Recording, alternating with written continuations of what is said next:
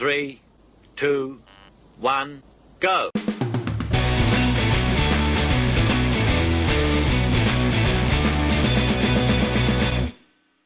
Alright, Ispalians, only me. Ispalians, I actually quite like that. I press record, don't know what's going to come out, and then I say something. And Ispalians was the thing we got today. Before we kick off today, I've got a t-shirt design I'm considering. A picture of it there. Thoughts? Would you get one? Let me know. Comments. This is where you come in handy. But today then, we have a very exciting couple of games to come. 2 trophies are on offer for us. We play Manchester United and Inter. I'm going to skip the Lazio game. You won't see it, but if any transfer stuff happens in between, I'll of course let you know. But without any further ado, let's get into this game against Manchester United. We've been building a squad, and it's almost there. When I look at the team, though, we only get 7 subs for this, which isn't ideal. So let me just remove all of these guys. I think that bench is solid enough. Yeah, we've got a nice bevy of talent. Right then, Rico will be in goal. Bellanova, Scrivani, Diaz and Rica will now be at the back. Oh, Barloco.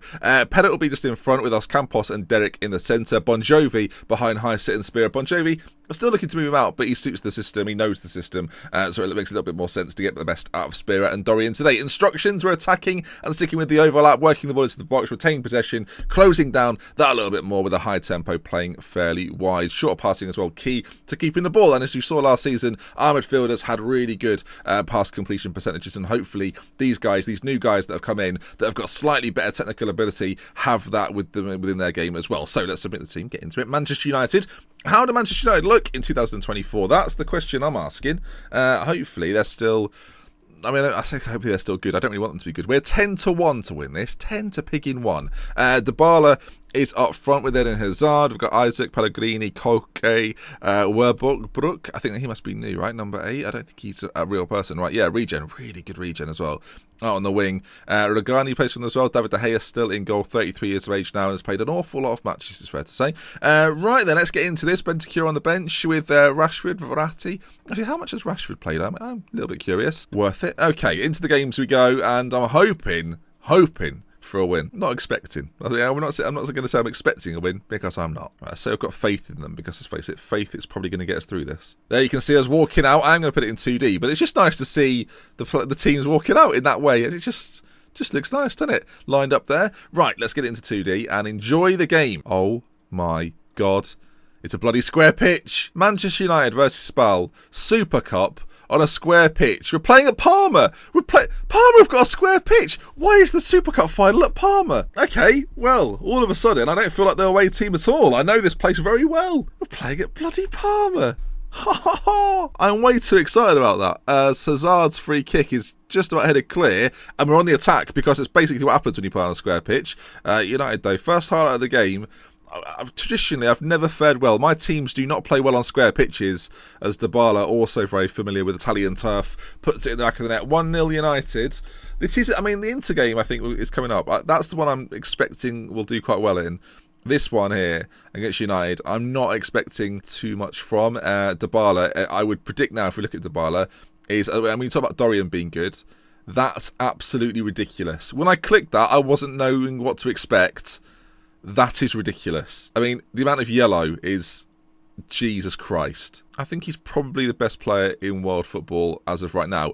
And to be fair, Manchester United won the Champions League, whereas we are just a little Europa League side. But I'll tell you what, occasionally, the little Europa League sides, Dorian Highset, comparatively to Dybala, you can see the differences. But that's what we're talking about, Dorian. You know what? Big moments, big occasions. The Super Cup final, Dorian is announcing himself as an Albanian on the world stage. Great finish from him. De Gea can't get there. And a lovely finish. Dorian celebrates well, pounding the chest. I love that, Dorian. I love it. Okay, so it's on level terms. You never know. Right, we'll keep with the passion, I think. I'm happy with what we've been seeing so far. Everyone looks delighted. We've only conceded 1 against, a very good Manchester United side. Eden Hazard plays for them. That is weird to think about. Bon Jovi, free kick played in. It's cleared to Dybala. Now, what can the world's best player do? He can be tackled by Bellanova, who finds Spearer, into Derek, into Bon Jovi. Dorian's there. Oh, De Gea with a massive save and keeps it out. Still 1-1 early in the second half. That's a corner kick for us. Campos puts it in. He's a bit of a set-piece specialist, hence one of the reasons we brought him in, actually, as they bring it away. But still 1-1. This could go all the way, which would be interesting. If this goes to penalty shootout styly, that could be quite exciting. But I don't know. I kind of, again, I don't expect to win this one. But Bellanova, lovely little tackle. Ball breaks to Regani, though. A little bit unlucky. Ball played down this right-hand side as well. The ball played back to Barla on hand. And you just figure he's the kind of player that you give him any sort of chance and he's going to take it every single time. Regani chips it in behind the back line. The ball's played across. And I mean, it's a 2v1 in the centre. I think that's probably Scrivani, trying to deal with it. Can't. And it's 2-1 to United. Good performance from them so far. Quite a professional job. But still quite an even game. Corner kick to United now. Hazard plays it in. And that is probably going to be that. 3-1 to United. It's a bit unfortunate. I think it's, as I say, relatively even. When you consider they're the sort of the Champions League winners, this is the hardest test we've ever faced as a club, and they've dealt with us here. We'll stay attacking though. I mean, we might as well. Should we maybe bring on a few new faces? We'll get Correa on for Bon Jovi, so he fits into the side. Kevin Lasagna's still here, but we won't play him. And we'll bring Barloka on. You know, he deserves a shot in this sort of game. Derek's also struggling in the centre. We might just bring Toscano on with about 15 to go. Of course, this is a change of system. Our defensive midfielder now is more a defensive midfielder than a playmaker.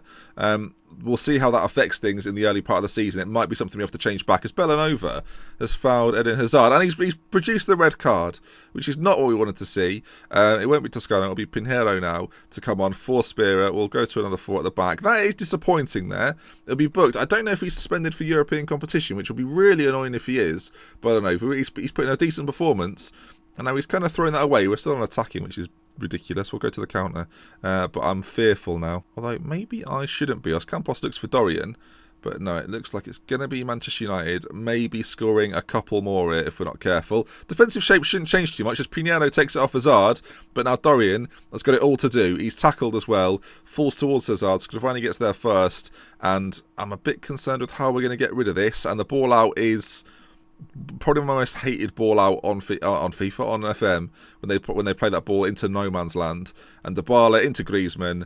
And that's the sort of quality these boys have. This has been quite a dour affair, it's now felt like, and it's 4-1 United. Do you know what? That's a reality check, because you've got to be realistic. You've got to know what we're going to be coming up against in the Champions League. It's going to be games like this against Manchester United, and Rico makes about a save.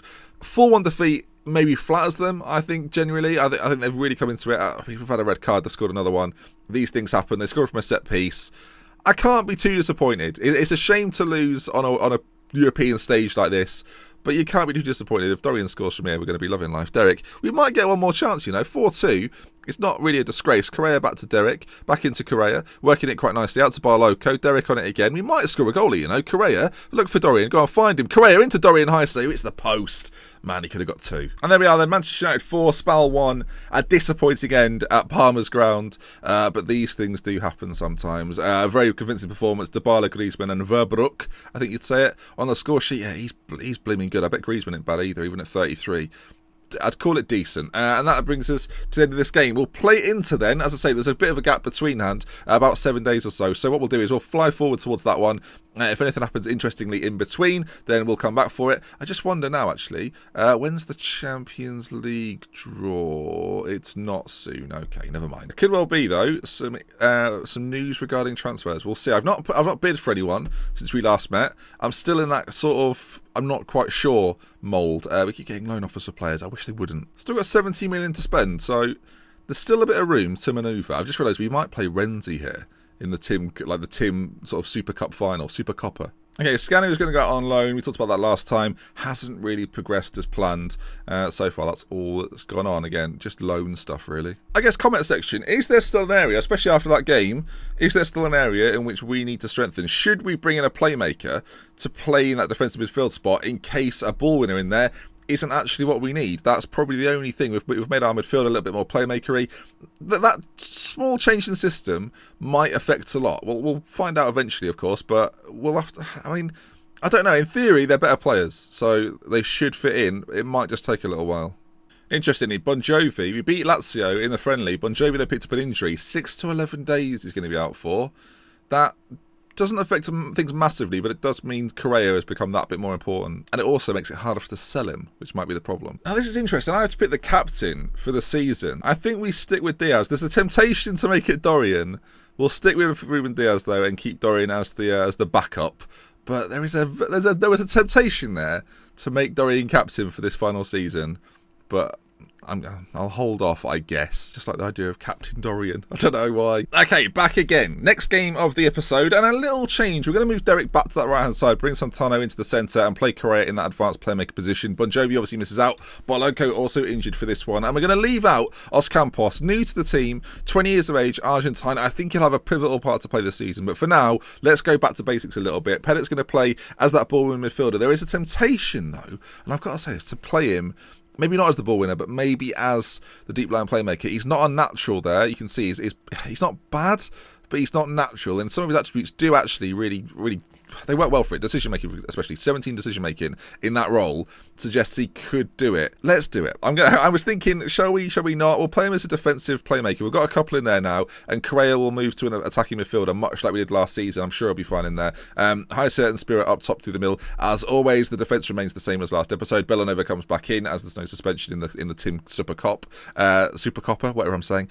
Inter, favourite of the game. Is Renzi playing? That's the question. He's not playing.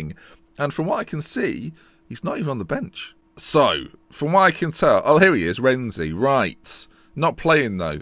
Not even in the starting 11. For whatever reason, they don't think that his head's in... Oh, well, I would assume they don't think his head's in the right place. Let's just bid 15 million again for the fun of it. But that's interesting, though. Not on the bench, not in the starting 11, and he's definitely one of their better players, so that is surprising. Right, this is one that I think we could win. We're not favourites. Inter again, favourites of the game, but I think based on last season, based on our results against Inter in the past, we have an opportunity here, and the pitch isn't square, our chances have just improved. Basically, the more space there is in behind, the more space there is for Dorian and Spiro to get on the end of things. And when you play a square pitch, that is not good for us. Right, we're the home team, technically, but we're wearing the green kit as the ball's played in. Manoz, Inter haven't signed that Manoz, I don't think. Santano brings it away towards Spira, and now this is the pass in behind. The Spira's in, and he's got Dorian inside the area if he can pick him out. He normally can. Not this time. Hello, Sebastian? We're sticking with this highlight, interestingly. Now, this could be a very well-worked move from Inter. If this highlight continues throughout the whole time, this probably is going to result in a goal because it's continuing on from the chance that we just had. And you can see Inter working it very nicely in these back areas. And it'll be interesting to see defensively how we deal with this. Now, Scrivani intercepts, plays it into Pettit, who puts a smart ball into Bellanova. Now, this is the pass into Derek. And now with Creative's Derek mind, with Derek's creative mind. But no, it's Santano that plays it through, in fact. Spira through, Spira on the rebound, pops it in. Well, it started with an awful cross from him, and it finishes with the opening goal of the game. 33 minutes gone. Sebastian Spira on the rebound, prods home. Great ball through from Santano. You can see it there. He's back in the side as well, Santano, today. Awful first strike from Spira. Gets a little bit lucky and dinks it into the goal. 1-0. Lovely old job. Santano again in a very deep position. And that ball out, I'll tell you what, that is exceptional. Heise plays in Spira now for 2. Oh, Sebastian Spira. Santano's having the game of his life. Maybe we shouldn't have bought a replacement for him. It's a throw-in deep in their half. Heise plays it back. Headed clear as far as Derek, who's on it now. Derek plays it in towards Spira. Headed clear again. Bellanova into Dorian Heise. Forced to somebody maybe. Ureka's on it now. Maybe his first goal for the club. Not quite though. Derek on it still. Out to Bellanova. Finds a gap into Dorian Heise, who finds Correa. Ricker on that side. Oh, it's a great shot. Falls again to Heise. We're getting lucky with these rebounds. But regardless, 2-0 into the lead. And Spal take a commanding lead. You can see the ball breaks nicely out to Ricker. Shoots across goal. Great save from the keeper Orlando. But there's Heise. It's a prod home. He ain't going to miss an open goal. And it's 2-0. Lovely old stuff. I'll tell you, we got beat by United, but we're gearing into the right run around. 2-0 to the good at half time. Very pleased with the performance. Keep it going. They like the sound of that. Another chance maybe. Derek finds Dorian Heise, who's been playing really well in this game. I've got to say, Derek finds Spira again, whose shot flies past the goalkeeper. And all of a sudden, it felt like it was 0-0 for quite a while, half an hour. And then all of a sudden, 47 minutes on the clock, just 17 or so minutes later. And it's 3-0 to Spal, a commanding lead. Where is Renzi? That's what the crowd are shouting. As Spira drills it past the goalkeeper. It doesn't even make an attempt to make the save. And it's 3-0. We're very good sometimes. And that's not over yet. Bellanova breaks forward into the area. Bellanova pulls it back. Spira for a hat-trick. Orlando with a save. Spira's on for the hat-trick. Dorian's got himself one.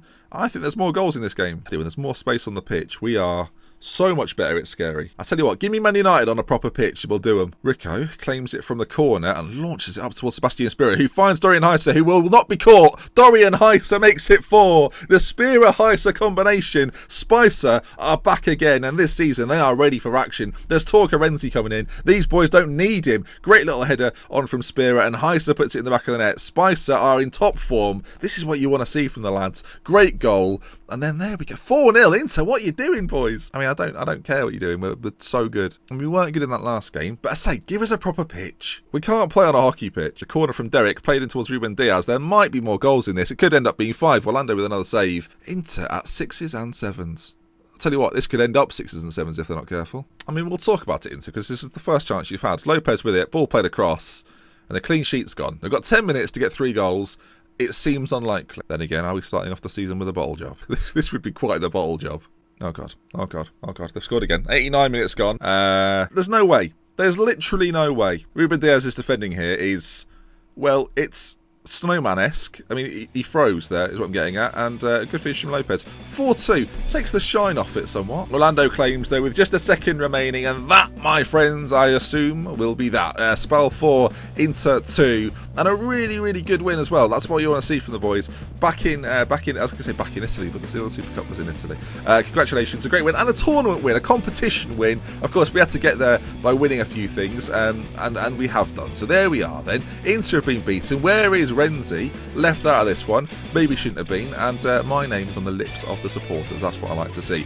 Financially then, we're looking really good. 45 million in the bank, 17 or nearly 18 million to spend, and there's still time to spend it. In the comments, what do you think we need? Is there an area that we need improving? I get a sense some of you will say goalkeeping, but let me know. We love with care then. From me, that's mentioned. Until next time, if you enjoyed the video, please leave a like. If you want to see some more, subscribe to the channel. Goodbye.